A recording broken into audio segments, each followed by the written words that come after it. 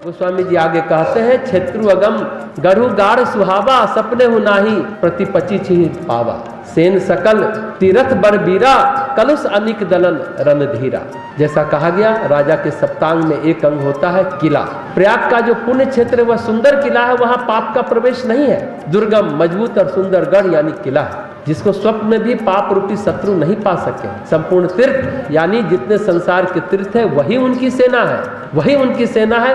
श्रेष्ठ वीर सैनिक है वही, जो पाप की सेना को कुचल डालने वाले बड़े रणधीर है, ध्वंस करने वाली सेना है। तीर्थराज प्रयाग में इतना प्रबल पुण्य है कि सारे के सारे पाप नष्ट हो जाते हैं। आगे गोस्वामी जी कहते हैं, संगमु सिंहासनु सुठी सोहा, छत्रु अखय बटु मुनि मनु गोहा।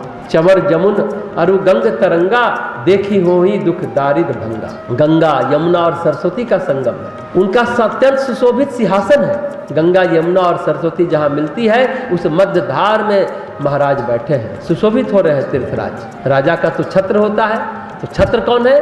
जो बट वृक्ष है वहाँ, जिसको अक्षय वट, जिसकी चर्चा हम लोगों ने कल की थी, वह अक्षय वट ही उनका छत्र है, जो मुनियों के मन को भी मोहित कर लेता है। और चंवर डुलाने वाली कौन है?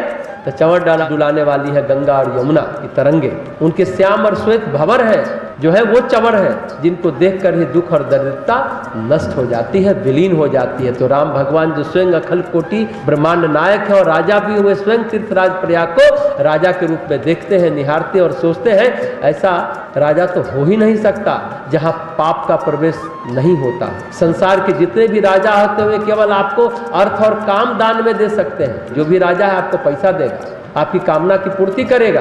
धर्म और मोक्ष राजा के वश में नहीं है। धर्म नहीं दे सकता, मोक्ष नहीं दे सकता राजा। धर्म का विधान तो ऋषि के पास है और मोक्ष का विधान तो स्वयं साधना और ज्ञान का सुफल है। आप साधना करेंगे, ज्ञान की प्राप्ति करेंगे तो मोक्ष की प्राप्ति होगी। मोक्ष साधना से मिलता है। परंतु तीर्थराज प्रयाग ऐसे राजा है जो चारों पदार्थ, चाहे अर्थ मांगे, चाहे धर्म मांगे, चाहे कामना की पूर्ति काम मांगे, चाहे मोक्ष मांगे, सब कुछ देने में समर्थ है। अर्थ मांगे तो अर्थ, धर्म मांगे तो धर्म, कामनाओं की पूर्ति मांगे तो काम, मोक्ष मांगे तो मोक्ष, सब कुछ देने में समर्थ है। क्योंकि ये धरती के अकेले ऐसे महाराज है, ऐसे महान राजा है। माघ महीने में वहाँ तपस्वियों का तप चलता है। माघ महीने में 1 महीना कल्पवास करते हैं, इसलिए उनका कोष भरता ही रहता है, भरता ही रहता है। कहते हैं तपश्चर्या का अनुष्ठान का 1/4 अंश जिस जगह पर साधना होती है ना, उस भूमि को मिलता है। जैसा हम कल भी कहे थे कि यहाँ हजारों नहीं, लाखों नहीं, करोड़ों मंत्र का जप गायत्री का हो चुका, उसका एक अंश इस स्थल को भी मिला है। इसलिए ये साक्षात तीर्थ हो गया। यहाँ शक्तिपीठ में आने से ही मन को शांति मिलती है, मन को आराम मिलता है, बहुत सुकून मिलता है। क्योंकि इस हवा में, इस वायुमंडल में वेद मंत्रों की तरंगे हैं।